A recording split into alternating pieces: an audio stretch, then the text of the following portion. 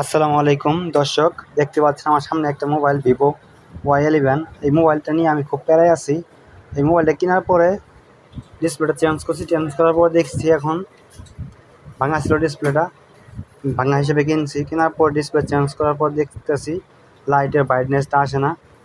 আপনারা দেখতেছেন যে লাইটের ব্রাইটনেসটা ফুল দিছি, তারপরেও ব্রাইটনেসটা কত কম দেখতে পাচ্ছেন আপনারা, একদম আলো কম।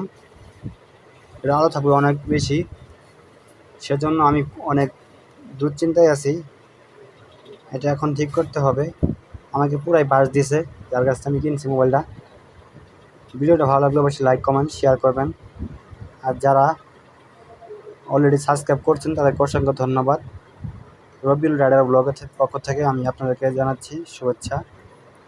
আসসালামু আলাইকুম। আমার ইউটিউব চ্যানেলের নাম হচ্ছে রবিউল রাইডার ব্লগ। এটা হচ্ছে আমার দোকান সার্ভিসিংয়ের।